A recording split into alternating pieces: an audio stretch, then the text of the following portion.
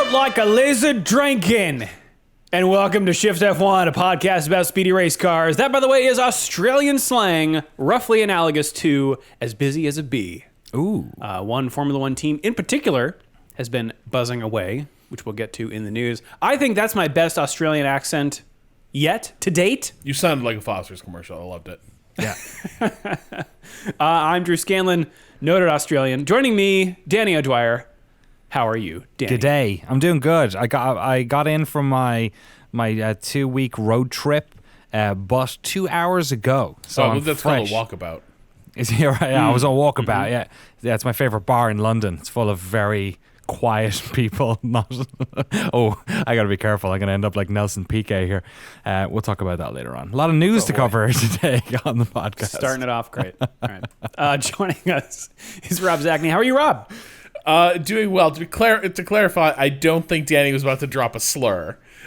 So I don't think Danny was about to be like, what was Nelson driving at? Like what he said. But what also, would Nelson any Australians Piquet listening, say in this moment? I just want to know for sure that's actual Australian idiom. Like, Australians, write in and let us know if you've actually heard someone use that in the wild. Which one? Tie my kangaroo. According to the internet. The one Drew said?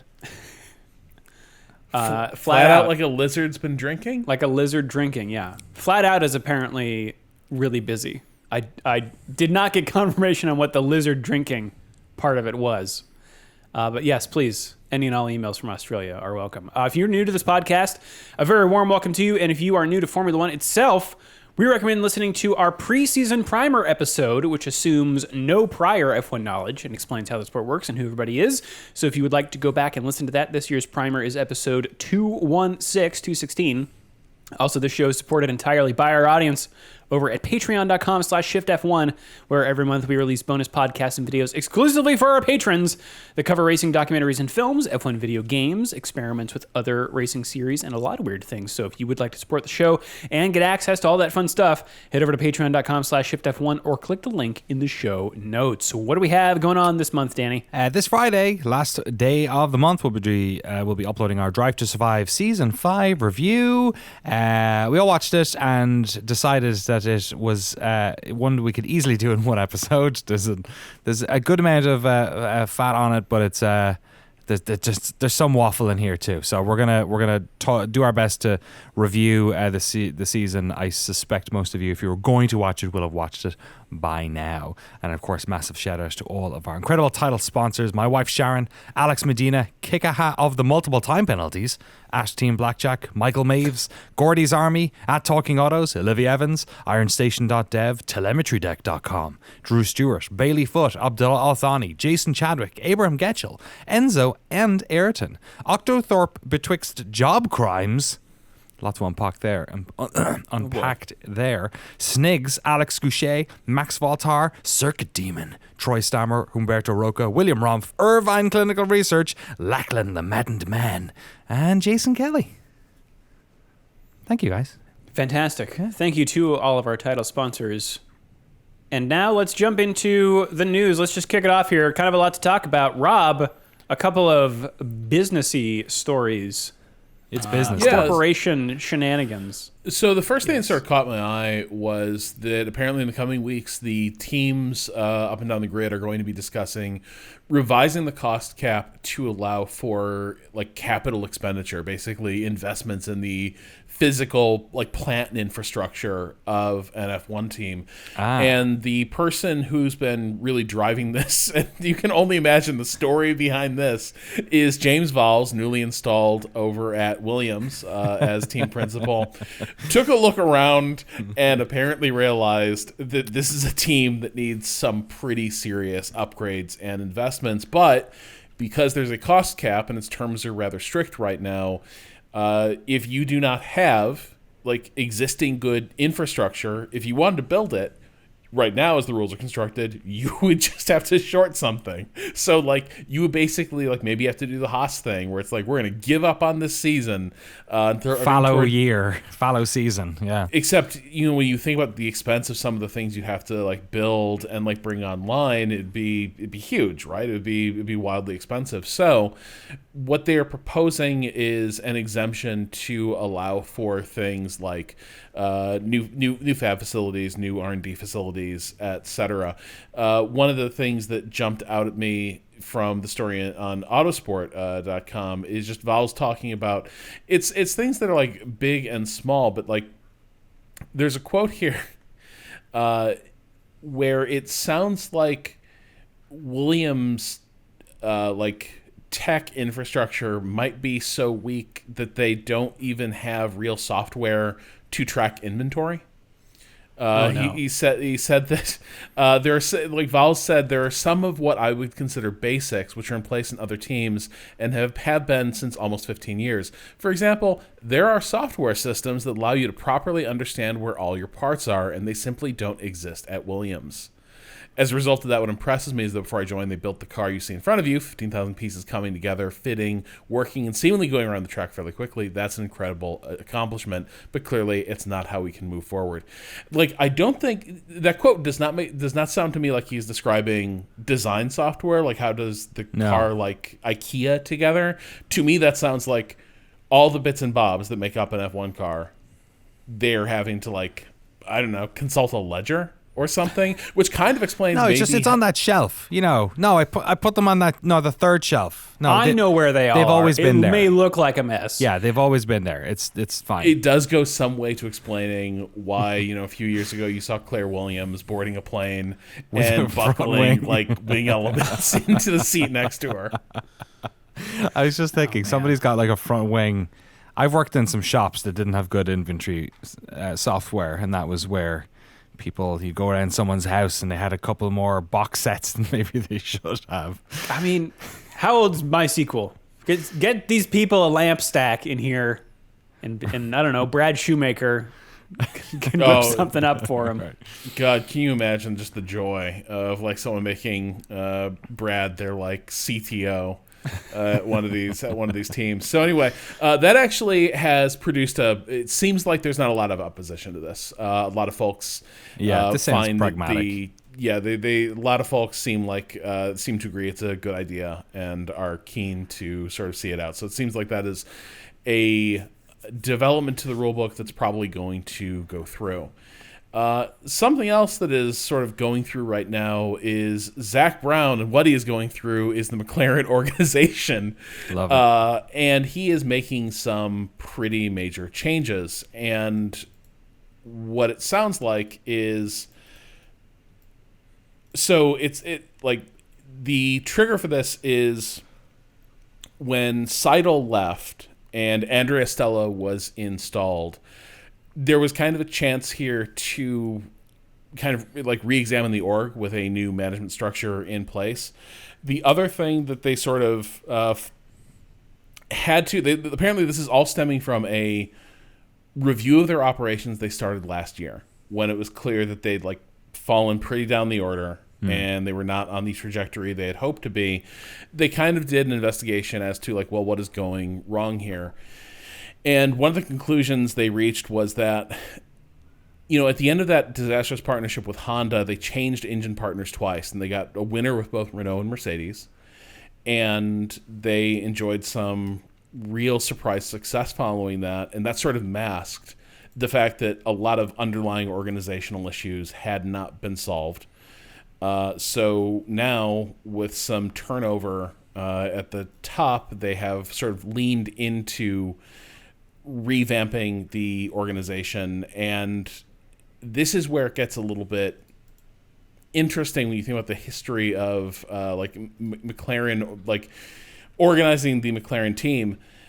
They have moved back to a like 3 chiefs system as opposed to a single technical director who answers to the team principal, which sounds a little bit like, remember, one of the things they blamed one of the things they blamed their really grim years with Alonso on was that Ron Dennis had moved to a matrix management structure, which is kind of similar to something like Agile development. Is kind of how it always sounded to me.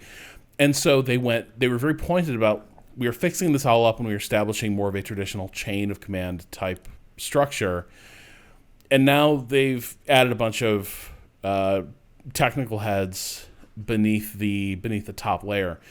So real quick here, they have brought over David Sanchez, who just left Ferrari. He was the head of vehicle concept over at Ferrari. They are going to. It seems like they are going to try and get him in early, but he is on gardening leave until January. But he will become the technical director of car concept and performance. That Ferrari garden has probably got a lot of fellas in suits walking around trying to waste 10 months. Oh, hey, you're new. Yeah, it's got to be like a it's like a almost like a geriatric Franciscan abbey exactly, ex Ferrari chiefs. Like, yes, Father Mattia is in the greenhouse. So he's also going to be working with Peter Pedromu, who is going to be the technical director for aerodynamics. And then there's a new position, technical director for engineering and design, that apparently a previous McLaren staffer Neil Holdley is being moved into. So that's kind of the new organization. The argument that McLaren has made is that while this seems like it could potentially create too many divisions in the company and reproduce some of the disadvantages they had earlier, their argument is that Andrea Stella is from those engineering departments. He is a very technical chief, and so this management system will be well adapted to sort of interfacing with what he brings to the table. I don't know. I'll believe anything, but at the same time, it does feel like every time McLaren's kind of hit the skids, the answer is, we really just had a really messed up management structure and we need to fix it. And it is true, the fish rots from the head, but I don't know. I guess we'll see how it plays out. But it just does seem like this is once again kind of a reboot of the organization. The second one in 4 or 5 years. Yeah, that's the thing. It's not as sort of drawn out as the Ferrari situation where we're like, oh, here we go again. But it is a little bit like Zach Brown's reloading his Crusader King save game and giving it another go. You know what I mean? None of that worked out. Let's try these pieces here. It's funny. Both of those stories are about teams with great British racing heritage that are sort of stuck in this weird little gully they can't seem to get out of. And that's not too crazy, but when you see where Ferrari fans are, they're probably a lot happier than they were 3 or 4 years ago, even with all the madness that's going on at the moment. And obviously Red Bull fans having a fantastic time.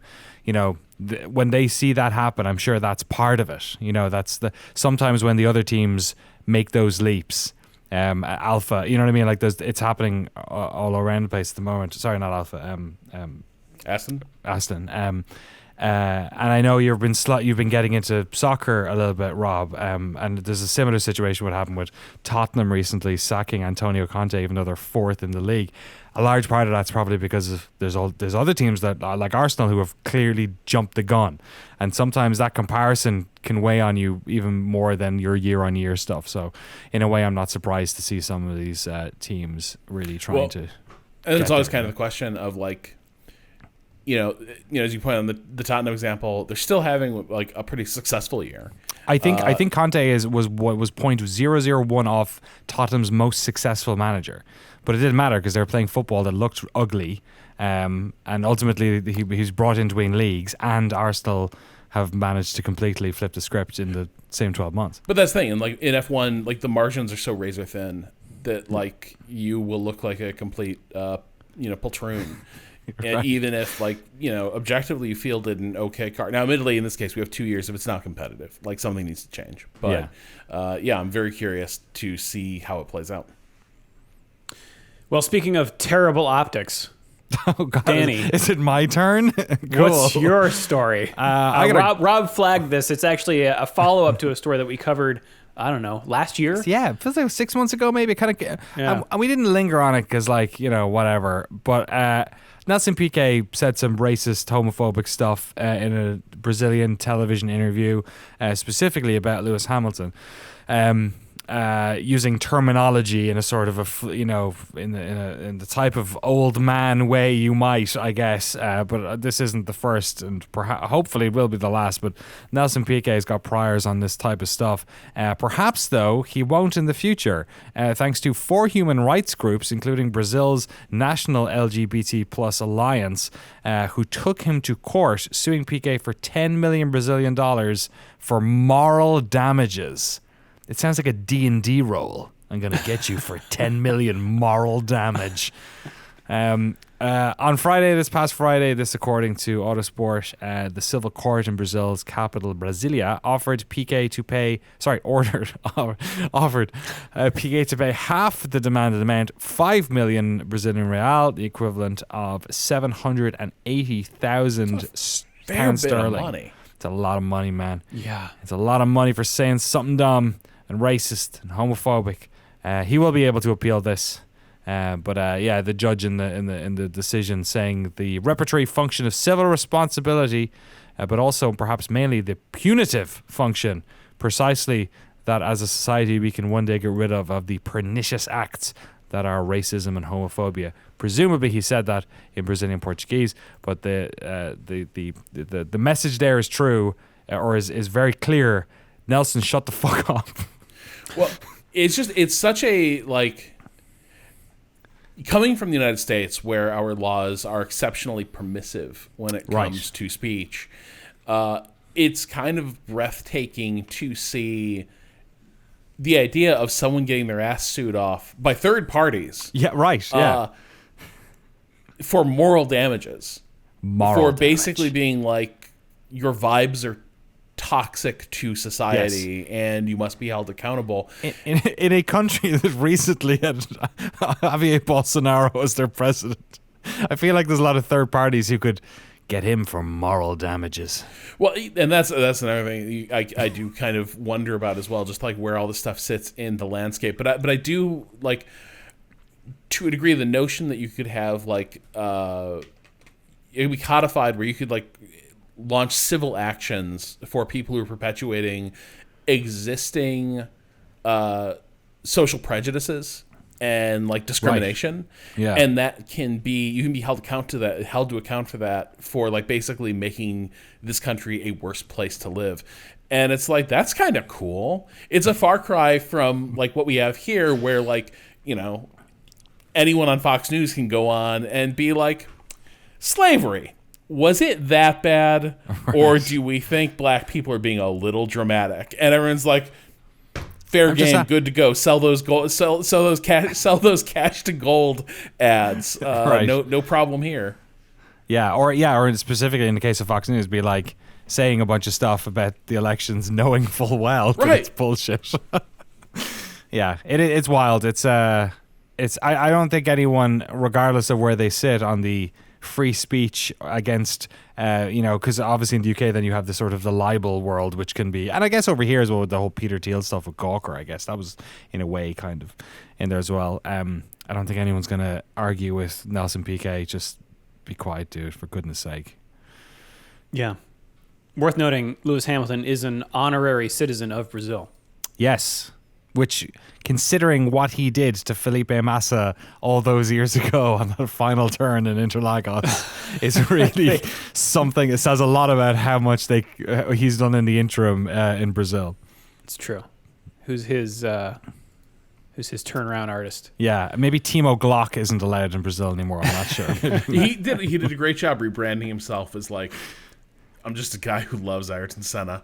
Right. I'm just a 7-time world champion who just wakes up every day thinking how can I honor Ayrton today? And Brazil was this man is Brazilian. All right. Last fun story here. Jensen Button and Kimi Räikkönen, former Formula One world champions, no longer in the sport, but in the sport of NASCAR, at least for a couple races. Jensen Button and Kimi Räikkönen took part in the Circuit of the Americas race that happened last weekend. Kimi's raced a couple of races at this point. This was Jensen's first time in a stock car. And he's got some quotes here from his first race that I thought were really illuminating. Just, I love the fish out of water story. I love hearing about how different cars are different to, very experienced drivers and hearing them talk about it. So I've got a couple quotes here from racer.com and formula1.com. Jensen Button says, "It was an emotional roller coaster. First, it was terrible. I mean, I must have been last by the end of it. And I was just like, everyone go. I just need to drive and find a rhythm. I've never gone through a corner too wide so often. And just trying to place my car in the right place, I got it wrong every time. Normally, if you're a bit slow through a corner, nobody tries to overtake you from the outside because they're not going to make it all the way on the next one. But here, they do because they get a wheel on the inside for the next one. And if you turn in, you turn around." He apparently, let's see, he got very hot during the race. He apparently came in just to stop. He says, I didn't have a fan in my seat. I was so hot that I was going to faint in the car, so I stopped twice for a minute. They put ice on me and gave me loads of water, and I went back out. I was so close to getting out of the car because I thought I was going to faint. I must have drunk 8 or 9 bottles of water during the race. The team kept me calm, and just the reason why we got a good result in the end, so I was happy. That good result, 18th place. Yeah. So I think finishing is just... That sounds like especially hell. when it's NASCAR, rubbing is racing, as we learned. It was a great interview. My favorite part was when I was watching his interview. He talked about how he didn't like that first stint and all that, and he was like, at a certain stage, he asked him for fresh air, and I assumed he meant finding a spot to bring him in at a pit stop so that he could have some fresh air in front of him to drive. But he literally meant fresh air. Yes. Because he was passing out. So yeah, fair play for trying. In terms of rubbing and racing, he says, "It took me a while to learn the racecraft. I hadn't raced for 3 years either, and I've Wow. never hit a car intentionally." That's amazing. And then after the first stint, when I changed tires, I was like, guys, I need some laps on my own. That's awesome. Apparently, Kimi hit him, and from then on, the car just felt so oversteery, I just went backwards, and I also had heat exhaustion. I was like, guys, I have to stop. It was that bad. Wow. I would have considered him like still in pretty decent racing shape. The hearing that The like, dude it's does that triathlons grueling. on the Yeah. rig. Yeah, like 43. to hear him saying it's that grueling really does make me sort of look at everyone else like, damn, are these guys like way steelier than I give them credit for being for just like enduring the hell of a NASCAR cockpit? So I didn't watch the race. The thing that got me was watching qualifying. I could not. How they were enforcing track limits was like driving me bonkers. It was like they were letting them go so far off the track. And then there was one place where like the track limits rule was being enforced differently. So like in this one place, if you went onto the stripes, that was track limits. But otherwise, Was it like Sector 3? A lot of that area. yeah. I think it was like somewhere. Well, no, actually, it might have been somewhere in the S's, maybe. Oh, really? Yeah. But either way, it was like they were just like they're basically letting guys cut the S's. Turn this S into an uppercase I. Yeah, you're right. Because if you're in a car like that, like those bumps aren't going to do nearly as bad, like the sausages or the rumble strips rather. You could probably just sail over them. Yeah. But yeah, Well- I was just like I couldn't figure. I was like, it looks to me like they're going off every single time. But yeah, the way they were adjudicating it was very permissive. Do we know how Kimi did? Yes, I kind of don't want to say in fair case enough. people want Fair to enough. watch it, but it sounds like he had an interesting race. Okay. Very good. Well, let's sail on down to Australia, Danny.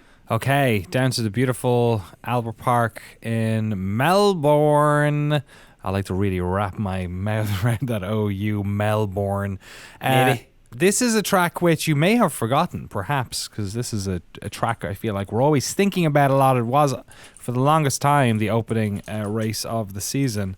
They stopped doing that. I believe 2019 was the last year it was the opening race. 2020, it was around this time when the COVID pandemic kicked in and we Chase Carey doing that impromptu press conference outdoors saying that the Grand Prix Shakar had been called off. But we did go back last year under the new circuit, which has been changed kind of all over it in some ways. The biggest change happened at the start of Sector 2. There was a chicane. It was turn 9 and 10. A chicane is maybe a strong word for it, but it was a slow right-hander, which was basically removed to make the fast part of that lap even faster. And this is a fast track. This is one of the fastest tracks in the season. It's an interesting track when it comes to grip and tire wear. There's a lot of track evolution over weekend, and part of the reason for that is that half of this track is a regular road that is in the park that you can cycle and walk and drive on like you can in many parks in big international cities. And then part of it is bespoke, created for the F1, including the start-finish straight and stuff like that. So there have been little nicks and changes here and there. The start-finish straight was changed a bit because of Ricciardo hitting that manhole or the drain. Remember when he back in 2019? Yeah, so they made some of the curbs a little bit more permissive. The pit lane, I think, is actually fast. One of the faster ones. They open up the speed there. And like I said, the rubbering in is a big factor because it doesn't get that much rubber on it, even during the year when it's a road. As far as I know, it mostly is it's not a road that like cars are driving on all that much. I could be wrong. Maybe there's parts of it that are that way, but in my mind, it was more of like a Golden Gate Park situation where there are roads, but there aren't cars necessarily driving down them a lot. So it gets rubbered in quite a lot. So the speeds on Fridays and Saturdays are different than as a lot of those like human powered like 8-person drink on this like weird bicycle machine. Exactly, yeah. I've PTSD of almost being hit by those while I was on cycling around London for many years. You can usually hear them coming now, which is a good thing. It's 58 laps long, 5.278 kilometers. That is 3.27 miles. Bumpy as well, it can be, but drivers generally really like this track. It's fast, it's fun, the corners are interesting. As with a lot of these older circuits that are built in places that aren't necessarily purpose-built tracks, there are some unique corners here. Like turn 6 is a real weird one to me. It's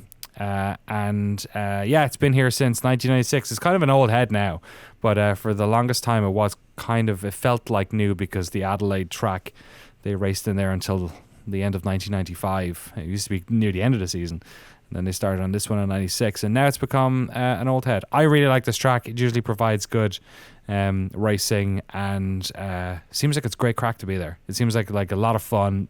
Aussie fans can't beat them. They really like their motorsports, if you didn't know already, and hopefully it'll make for some good racing this weekend. Fantastic. Well, weather-wise, it looks like it might be raining a little during the week, but not for qualifying or the race as it stands now. But it will be kind of cold. It looks like on qualifying day, the high is 60 Fahrenheit or 15 Celsius. And on Sunday, it only climbs up a little bit to 65 or 18 Celsius. Light wind. We'll see if the cold has anything. Apparently, it was the coldest winter in San Francisco here last week, since like the 1800s. I was on a road trip all around, and all I kept hearing about was this. I got a call. I think I told that story last week to Rob. I was like, all this crazy stuff, and then it was beautiful. And then today I was driving home, and I hit San Jose, and it was just torrential rain. I was like, what's going on? Yeah, is there something like sort of here. Lovecraftian like spell has been put on the Bay Area? It's just constant rain. I don't know what god we angered. Yeah, well, Santa Rosa's got water for 4 years apparently, so maybe we needed it as well to a certain extent. Well, heading into the Australian round, we have, in terms of driver standings, Verstappen on top, 1 point ahead of his teammate Sergio Perez in second place. Then we got Alonso in third with 30 points. Sainz and Hamilton are tied with 20 at 4 and 5 respectively. Russell's in sixth place, and then a jump of 10 points down to Stroll in seventh. Then we got Leclerc, Bottas, Ocon in 10th. Actually, Bottas, Ocon, and Gasly are all tied. And then Magnussen and Albon tied in 12th place. Behind them are Tsunoda, Hulkenberg, Sargent, Zhou, De Vries, Piastri, and Norris.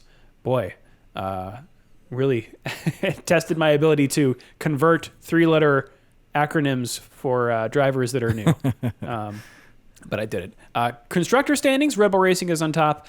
Aston Martin and Mercedes are tied for second in the Constructors. Ferrari is in third with 26 points to Aston's and Mercedes 38. Alpine's got 8 points. They're in fifth place, followed by Alfa Romeo, Gene Haas and team, who's tied with Williams for seventh and eighth. And then AlphaTauri and McLaren both have 0. Trying to cut down on the amount of numbers I throw at people. Just trying to give you the upshot. Look, man, if they didn't like numbers, they wouldn't be watching this sport.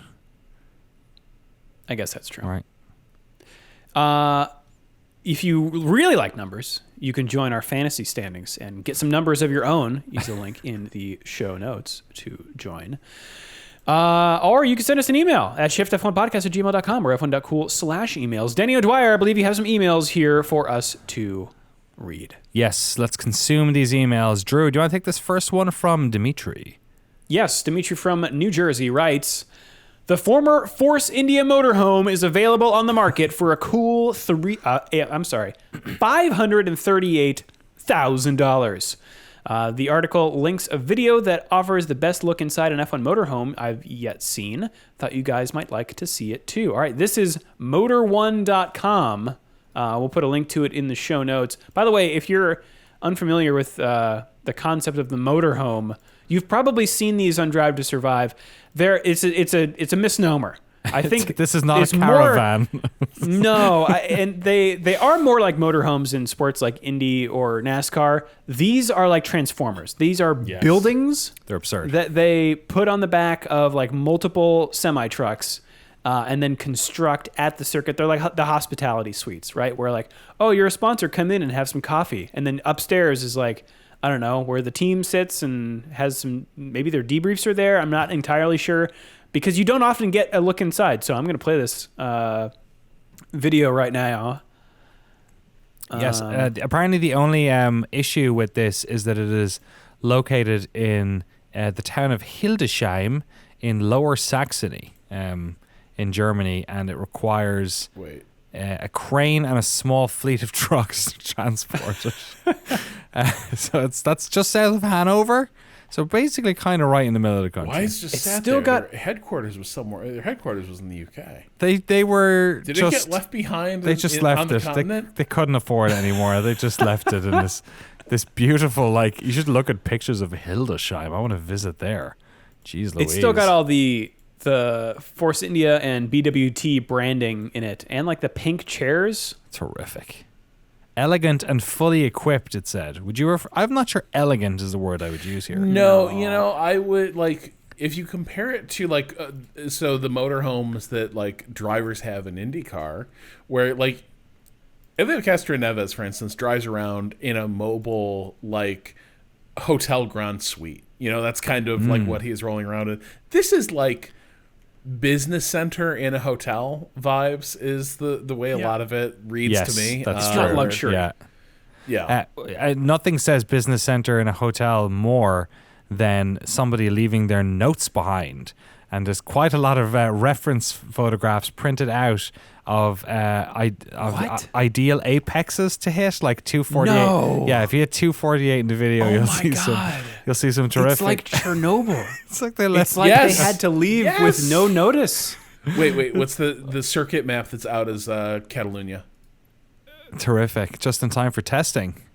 That's crazy. That's amazing, isn't it? They just left it there. Who knows what else? All right, Patreon backers, dig deep. Shift F1 needs a motorhome. We need to get in there and see what was left behind. Oh, this is awesome. I've never seen the toilets in an F1 motorhome. Well, now you have. How do you guys feel about moving to Hildesheim, Lower Saxony? Sounds like a good time. Oh man, make a streamer house. Oh my god. Hey, make it out of the motorhome. Done. We could practice Dota every day. I think they need baffling. It looks like an incredibly echoey place. I don't think it would work very well. Yeah, you're probably right. Rob, you want to read this one from Rhines? Yeah, we'll do. Rhines writes, so I want to clarify things surrounding Haas. They do not build machines that you make F1 parts with. You could potentially with some of their higher-end machines, but they definitely aren't built to do hyper-precise work. We'll get to what they mean by hyper-precise, because I think it's not what you and I would probably define as hyper-precise. Haas machines are well known in the US, Canada, Western Europe as being the bang-for-the-buck machine, as well as the last CNC machine maker that really does make them in the US. They're popular as a machine for a shop that is just starting out or is going to be used to make precise parts where cycle time, machining time, isn't a critical factor, or if your average tolerance is plus or minus 0.005 inches. A standard and easy thing to hold in most machines. See, to me, that still sounds hella precise. Right. 5 thou. I need that in millimeters, though, is the thing. I'm like, what's that tolerance in millimeters? But anyway, a really precise machine, like what you would use to efficiently machine tight tolerance parts for an F1 car, tend to be 2 to 5 times the price of a comparably sized Haas. For reference, a Haas can be great for holding plus or minus 0.005 inches. The machines Mercedes use hold plus or minus 0.0005 inches repeatably. Source, machinist for 10 years, multiple Haas certifications, manufacturing engineer for one of the largest owners of CNC mills in the world. It's just wild to me to think about, like, the tolerances that Haas machines can churn these things out. I'm like, that's like, wow, that's miraculous. That's like crazy precise.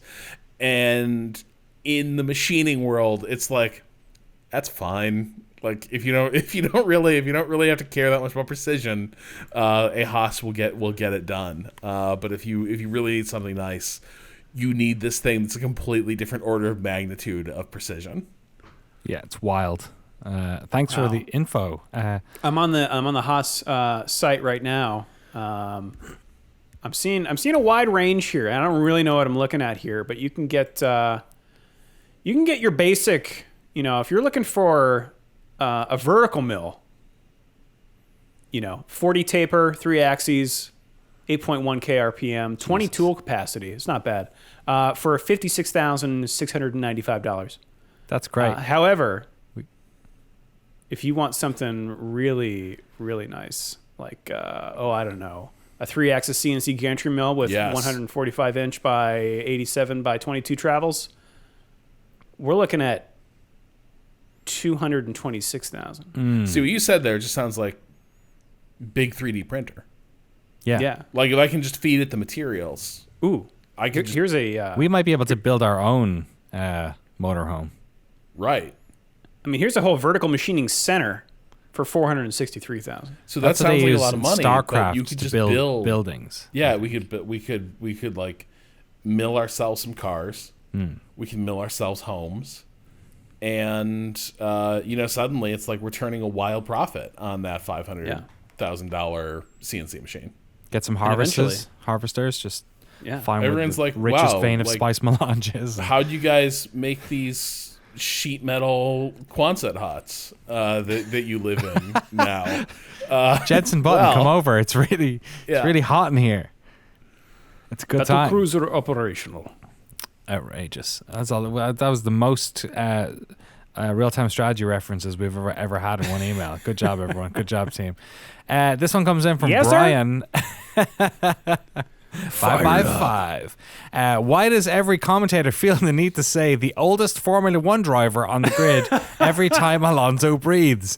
Fastest lap, and the oldest driver on the grid does the fastest lap, makes a pass, and the oldest driver on the grid passes someone, talks about the car. The oldest driver talks about the car. Just sort of seems hyper focused on the guy's age. I I am starting to find. I think the problem was for the longest time we didn't have many reasons to talk to Fernando, and now that he's kind of like he's shaken off because that was his bit, right? We're humans. We characterize things. We can't help it. Some of us do it better than others. Nelson Piquet, for instance, bad at characterizing things. People who are talking about F1 generally good. You know, we Lando is the sort of cheeky British guy. You know, we have Carlos. Sainz is kind of one of these. You know, he's not one of the F1 fail sons, but he's kind of like, you know, he's trying to make his mark in this sport and all this. And then Alonso's the old guy. And that's all he was for the longest time. But now he's sort of shook up the boggle box a little bit. And now he's actually somebody who's like doing really well in a good car. And I think they're a little bit still holding on to the railing of oldest guy. I feel like it's coming up more as a result, or we're having to hear it more. That like, it's amazing how he's doing this at his age. I mean, you know, if you go back to like just, one, I think there's just a human tendency to do stuff like this. Like, we go back to Homeric epic.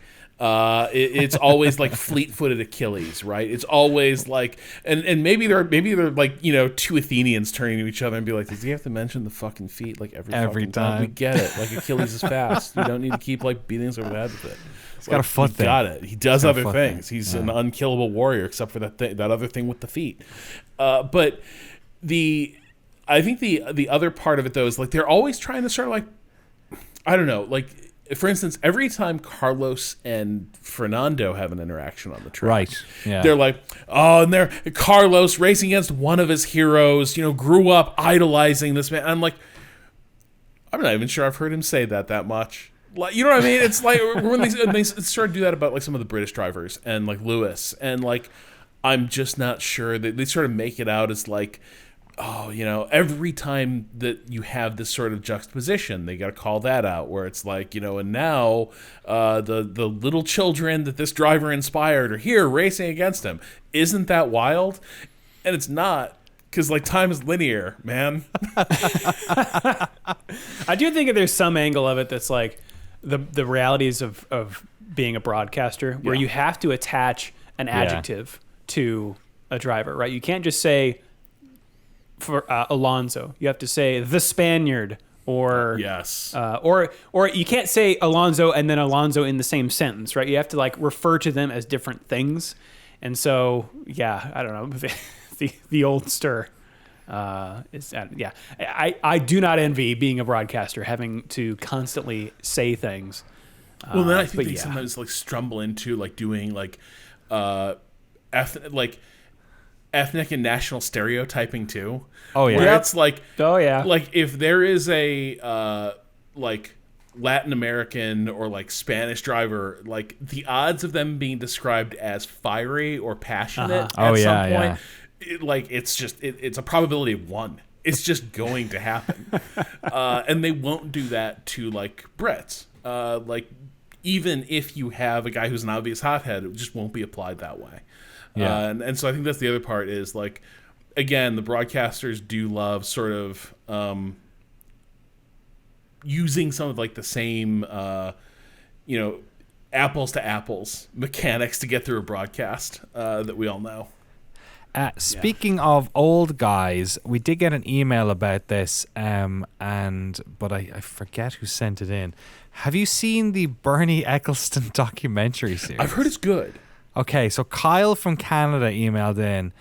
We basically shot me the IMDb link. Is it a 6-part? I think it's a 6-part series. Yes. And it's basically him, apparently I haven't seen it yet, it's basically him just telling stories about old F1. But I've heard that, actually, let me just find this email. Here it is. It's an 8-part series. This is from Kyle. It's an 8-part series about dear old Bernie. It's mostly just him telling his own story. However, the best part is there is a ton of classic footage, the really old stuff, colorized. Much of it had never been seen before in any other docs or films. It covers such a long period of F1. It's really quite incredible, from the early days to the present day. I haven't watched it all yet, but would definitely recommend checking it out if you haven't already. So, I honestly, if I saw Bernie Eccleston 8-part series, I would have been like, someone's trying to write his legacy before he kicks the bucket. And maybe I don't want to hear it, but apparently it might actually be pretty good. I mean, the odds of him saying something heinous, again, probability approaching 1, but Bernie is one of those guys where, like, it is such a big life and, like, touches, like, it's wild Rags to go to back riches and kind of listen. thing as well. And like, you just, like, I listened to a lot of Beyond the Grid, and every old driver has a Bernie story. And he just wore so many different hats going back into, like, really the old days of F1. There's few people, maybe Luca Montezemolo is another, who go back to sort of the prehistory of modern F1 and have kind of worn so many hats. So, like, I'm very lucky, I think, is the name of the documentary. Yes. And yeah, I've heard it's good. If it's just him telling stories, that could still be pretty damn riveting. It's on Prime Video is what I'm seeing it on, so presumably it's on lots of... No, it's not. Jesus. It always gets you. What? I need to send you a link of what... I clicked look. I guess IMDb had like a watch here on Prime button for $1.99. Lucky. Let me read you the synopsis of Lucky that I just got. Unlucky leprechaun, Happy McSweeney. No. So it's a good thing there's no. I'll close that. If you want to go check out Lucky, the animated cartoon about a happy leprechaun. It's a good thing there's no Irish drivers on the grid at the moment. Maybe we'd be hearing a bit more about, oh, they really found their pot of gold there. Boy. Eddie Irvine got out just in time. Well, Eddie Irvine branded himself as a, like, party animal, and so everyone. Well, I guess that is an Irish stereotype. Yeah, and in fairness, he was also, a Northern Irish driver during a particularly heinous time for Northern Irish people. Sort of cultural icons, let's say. But yeah, you're right. He also was apparently mad for a pint, and for the ladies too. So. He was kind of a James Hunt, wasn't he? Like, that's kind of what he was. But he was in like, an maybe era the where last F1 of was those. not going to tolerate that shit No, anymore. not at all. Well, if you would like to do some crimes, you could follow us on social media. We are on the Twitter. We're on the Mastodon. You can use the show notes to follow that, because saying Mastodon handles is weird. But you could follow us around the internet, or, Danny, we could race around the world. We could race around the world. Hey, hey, hey. Yeah. Can I just say before we get straight into this, having done like 2,500 miles across America, I saw a lot of Camping World icons, like logos, like maybe the actual ones themselves, or maybe just people who'd rented some shit and they had Camping World written over it. And because my wife does not listen to this podcast, I had to bite my tongue and every single time say it Camping World trucks in my brain. I was saying it, so I'm very excited. Hopefully, it comes up today, because dear Lord, I have trouble seeing the word NASCAR without hearing NASCAR. Don't even talk to me about DTM. Yeah. Well, I'm sorry. The as we know, the Camping World sponsorship has gone from the trucks, but we know what it will always be in our hearts. Yes. Things kick off. I did not see Gander Mountain anywhere. I will say that. Things kick off on Thursday. I mean, times in Australia are weird. I don't know what they're doing down there. But the Repco Supercars are racing at Albert Park on the same weekend as Formula One, as kind of a support series. They apparently do 4 races now. It's a lot. Oof. MotoGP, they are at the International Autodromo Termas de Rio Hondo in Argentina for their rounds. They're also doing a bunch of races. They do sprint races now for every round. My Lord. I don't know how I feel about that. Formula 2 and Formula 3 will be also supporting Formula 1. Boy, that Albert Park circuit is going to get a lot of use this weekend. Good stuff.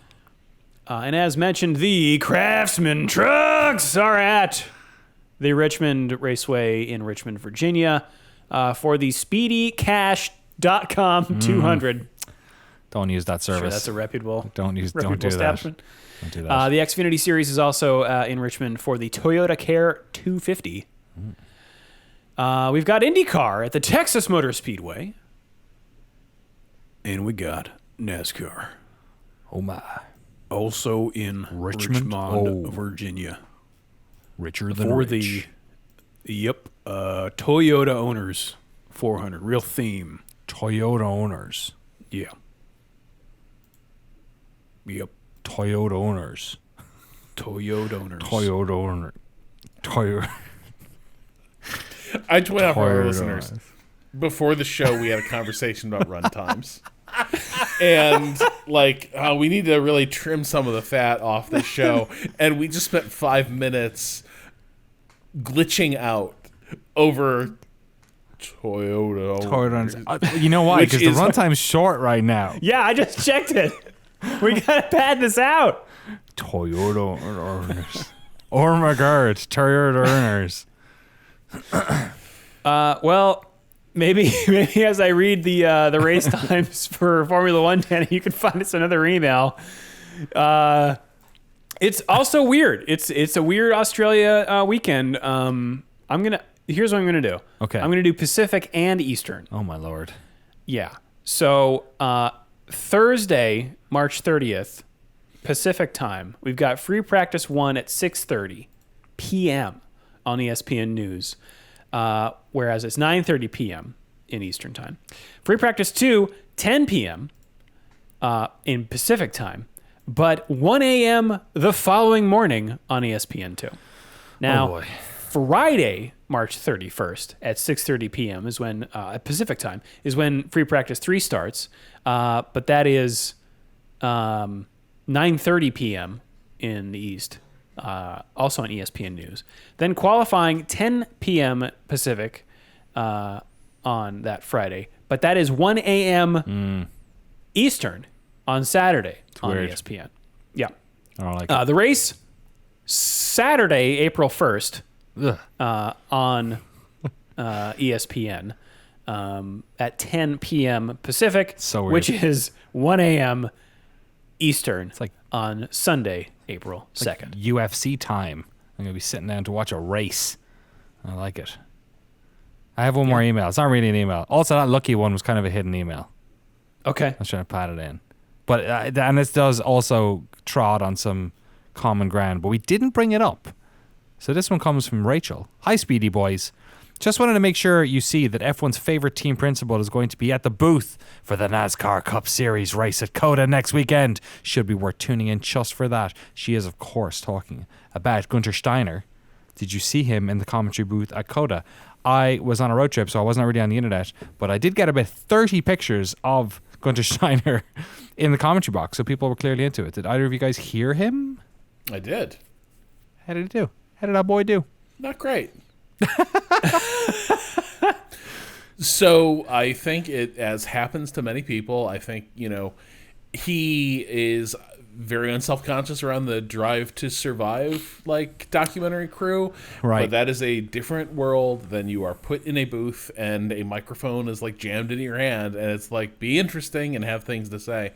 And so he didn't, at least during qualifying, he wasn't exactly riveting. However, I did learn things apparently a company he owns supplies a lot of parts to NASCAR, and the guys were ribbing him because people kept breaking their cars a little bit, going over bumps and such, and they were like, well, that's just money in your pocket, Money in a isn't pocket. it? Yeah. And he was trying to laugh it off, but they kind of kept going at it, where it's you're making bank off this race. And he was like, I don't own the company alone.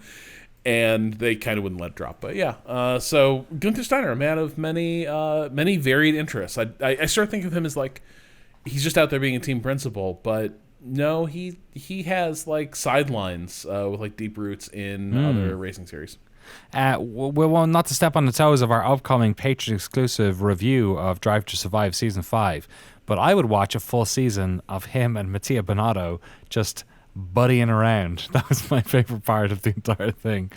This season Drive to Survive set an impossible bar with having them go on a Fiat road trip Oh my to God. Mattia's winery. So good. It's just not going to improve on that. I'm sorry. No. Oh, what an opener. Perfect. Yeah, exactly. They peaked early. I think it's fair to say. Okay. Well, speaking of the moving image and catching up on things that we forgot to mention, unless you guys hit it in the last podcast, congratulations to Michelle Yeoh for the Best Actress Oscar win, and shout out to her partner of nearly 20 years, former Ferrari team principal and head of the FIA, Jean Todd. Yes, a lot of confused emails. Why is Jean Todd at the Oscars? Why is Jean Todd standing next to Michelle Yeoh at the Oscars? I feel like we covered it on the podcast a number of years ago. That they are they're not married. They have been going out for like I think 15, 20 years or something, like a long time, and they just never got around to getting married, and it's kind of become a running joke or something. I don't know. There's probably some. Blake and Alex both emailed us about this. Yeah, it blew my mind when I was watching the Oscars. I had completely forgotten. Yeah, I'm not. I guess in my head, Jean Todt is a sort of a boring, sort of bureaucrat. I don't see him as like a dashing race driver in his elder years or anything. So that's why it's not necessarily the sort of Hollywood meeting the racing world. It's that Michelle Yeoh, it does seem like she comes from a completely different world. Like she's like an incredibly talented like stunt woman as well, like, right, who's like had this amazing career in like Hong Kong cinema and has like obviously made the transition over, had like crazy, Crouching Tiger stuff. That was like 20 years ago at this stage. So she's had like this incredible career. So to me, it's always like Jean Todt did well. You know what I mean? Even though he's like obviously an incredibly rich and powerful person in his own right. But you're like, all right, good job, Jean Todt, hanging out with the Daniels. Imagine the Daniels and Jean Todt having a chat. Just like picture that. That's happened. That has happened right now. I mean, I'm on the Wikipedia now, and 20 years ago, he was CEO and special advisor at Ferrari. Right. General manager of Scuderia Ferrari, 1994 to 2007. So, yeah, he was in it, man. The guy has had an incredible career in motorsport since he was at Peugeot in the 80s. Apparently, he did some rally stuff before that. I put my hands up. I'm not saying like Jean Todt's not a talented man who's obviously carved his own career. He was winning Formula One World Championships as the team principal when they met. Well, there you go. Yeah. Look, I mean, this is the thing. Like, some people love a short king, and like, I do not think there was that body of success. That's like short emperor stuff. That like Napoleonic levels of achievement in that era. He is 17 years older than her as well. Which sure.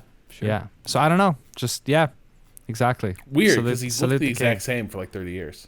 Yes, that's true. That's what in my head, he's always been that guy. He's always been a sort of, I don't know, an old man, I guess.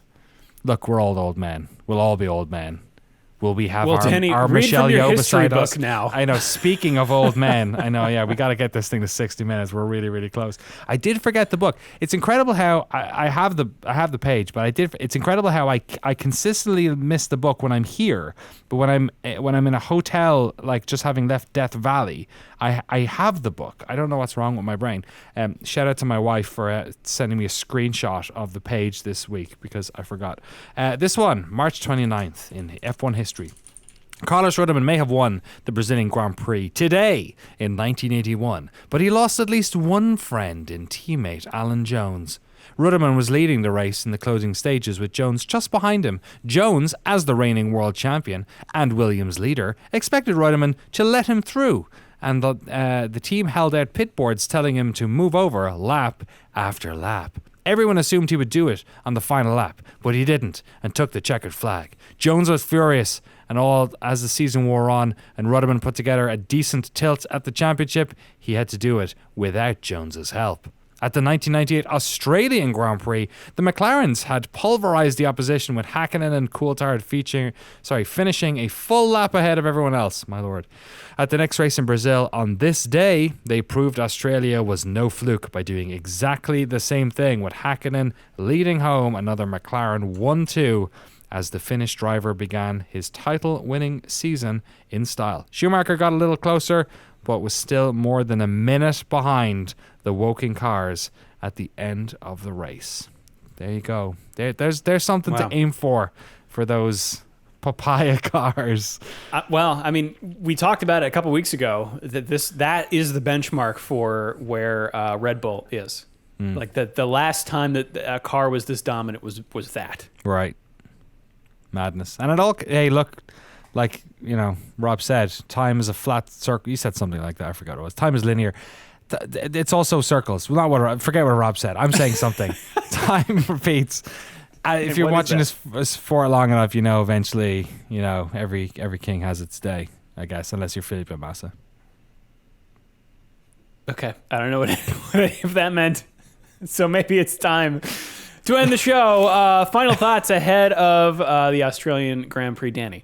Don't do a podcast when you've just stopped 50 hours of driving over a course of a couple of weeks. I don't know how you filled in. Thank you, both of you, for filling in last week. No problem. Shout out to my kid for not being too loud in the background during those podcasts. I think she popped up in the video at one stage. Thank you, Rami, and I'm looking forward to this race. To me, Australia always feels like the season starter, so in a weird way, I have this sort of like echoey feeling when it comes to the third race of this season.